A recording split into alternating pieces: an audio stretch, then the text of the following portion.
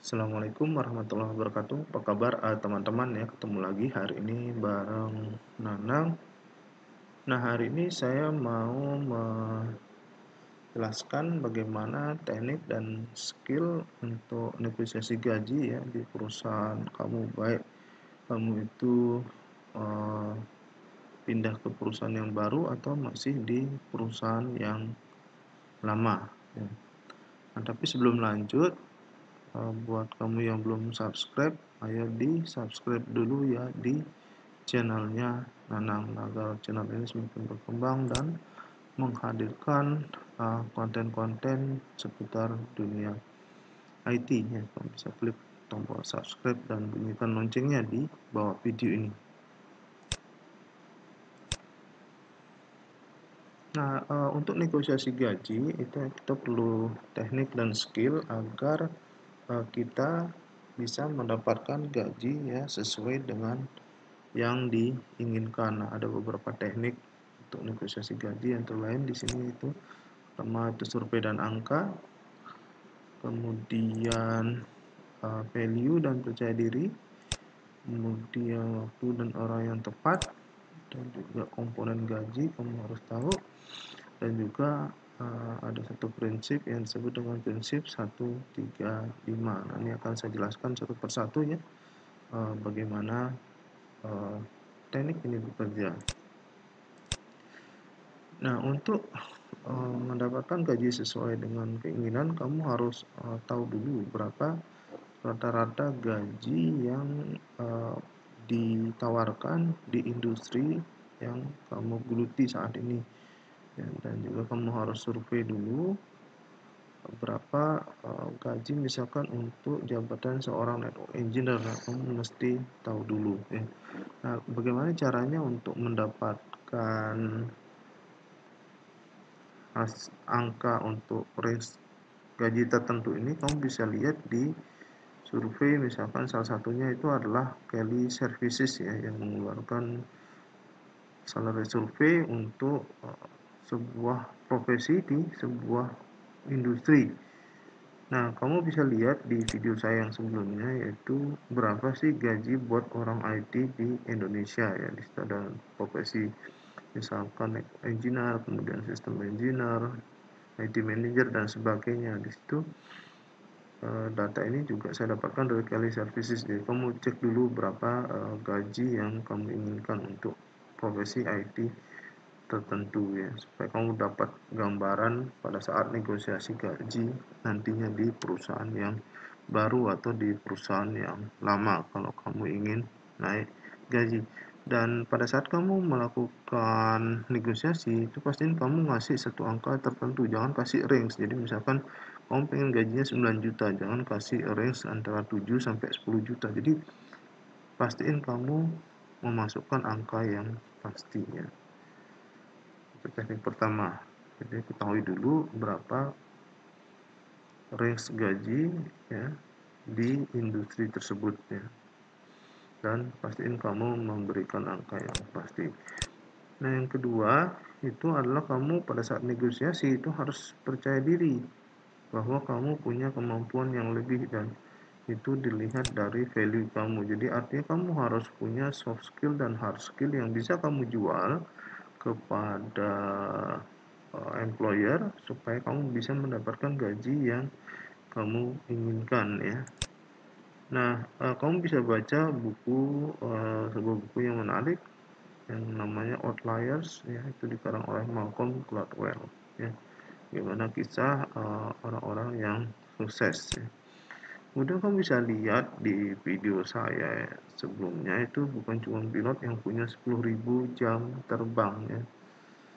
Nah, jadi untuk mencapai kemampuan tertentu, kamu harus berlatih selama 10.000 jam ya, untuk suatu skill yang kamu ingin ahli dan kamu itu bisa jual kepada employer atau perusahaan.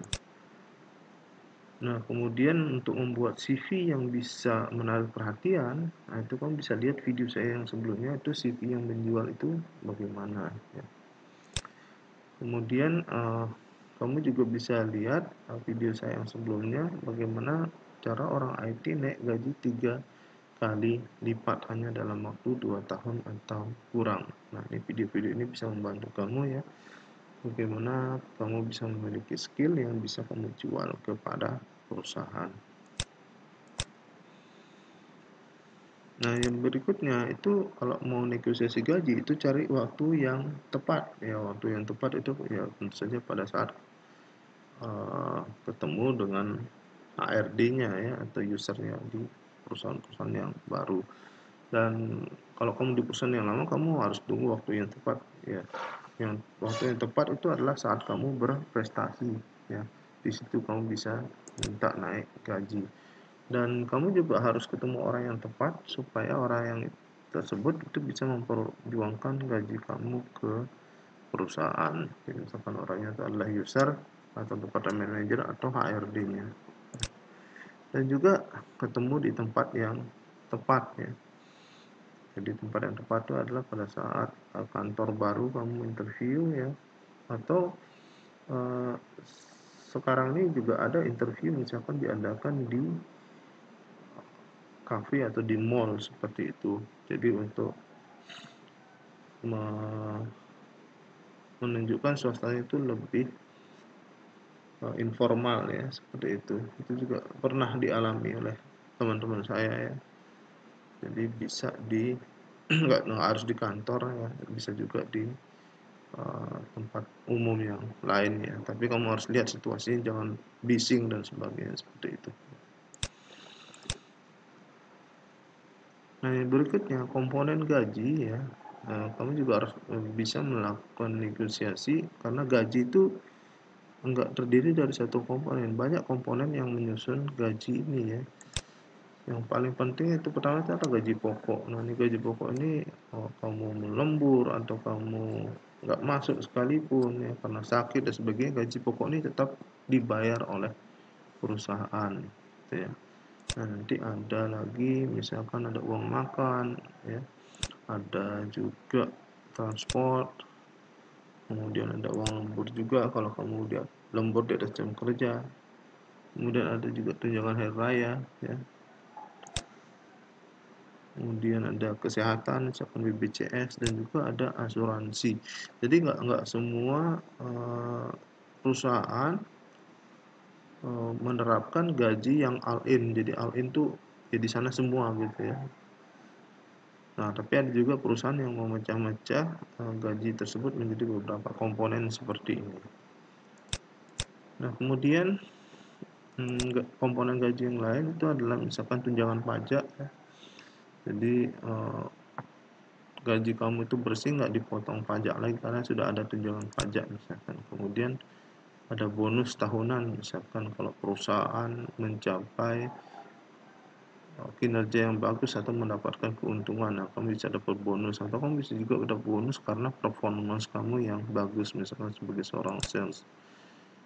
Kemudian juga ada training yang bisa kamu dapatkan ya setelah kamu bekerja misalkan selama 6 bulan atau 1 tahun. Itu juga kemudian komisi, ini kalau kamu seorang sales itu ada komisi ya selain gaji. Dan juga berapa besar gaji kamu yang kamu bawa pulang. Nah, ini tergantung perhitungan dari semua komponen tadi. Jadi pasti ini kamu negosiasinya di mana, dan kamu harus tanya detail ke perusahaan apa aja yang diberikan oleh perusahaan. Nah, tentu saja kamu harus memberikan yang terbaik untuk perusahaan ya, karena perusahaan sudah memberikan gaji ke kamu. Nah, yang terakhir ini ada prinsip namanya prinsip 135. Apa maksud prinsip 135? Prinsip 135 itu adalah satu orang dia bisa digaji 3 kali lipat ya. Jadi ada satu orang digaji 3 kali lipat kalau dia punya produktivitas 5 kali di atas rata-rata ya. Jadi artinya orang tersebut bekerja dengan sepenuh hati ya. Jangan ya bolos atau curi-curi waktu atau misalkan perhitungan dan sebagainya. Nah, kalau dia bekerja dengan loyal, maka dia bisa mendapatkan gaji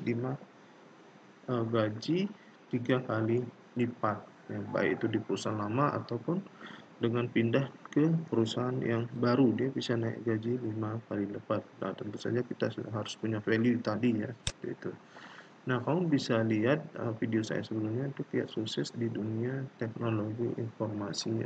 Nah, orang bisa berkarir ya dan sukses di dunia teknologi informasi.